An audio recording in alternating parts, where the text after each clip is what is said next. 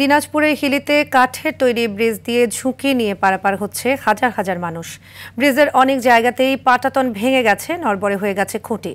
নিজ উদ্যোগে কাঠ বিছিয়ে কোনো মতে পারাপার সচল রেখেছে স্থানীয়রা। তবে দ্রুত নতুন ব্রিজের কাজ শেষ করার আশ্বাস ঠিকাদারি প্রতিষ্ঠানের। হিলি প্রতিনিধি আব্দুল আজিজের পাঠানো তথ্যচিত্রে আরও জানাচ্ছেন আবরার মাহি। এই চিত্র দিনাজপুরের হাকিমপুর আলীহাট ইউনিয়নের কাশিয়াডাঙ্গার তুলসীগঙ্গা ব্রিজের। নদীর ওপরের ভাঙাচোরা কাঠের ব্রিজ দিয়ে প্রতিদিন হাকিমপুর, পাঁচবিবি, ঘোড়াঘাট সহ বিভিন্ন উপজেলার মানুষ চলাচল করে থাকে।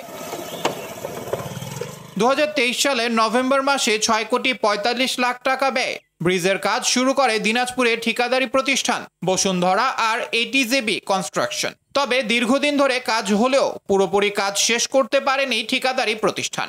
এতে চরম দুর্ভোগে পড়েছেন স্থানীয়রা। বর্ষার সময় তো যাওয়াই যায় না, এই রাস্তাতে যাওয়া যায় বর্ষার সময় কোনো প্রকারে যাওয়া যায় না, খুব অসুবিধা হয় আমাদের। ব্রিজ ডুবে যায় তখন স্কুলে যাওয়া পারি না।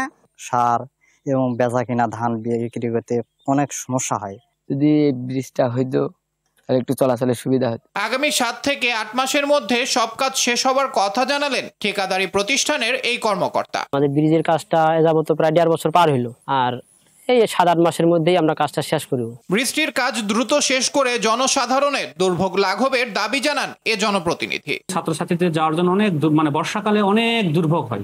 সাধারণ যারা আমরা চলাফেরা করি রাস্তা দিয়ে, আমাদের চলাফেরার কোনো থাকে না, এতটুকু কাদা, লাল মাটি কাদা।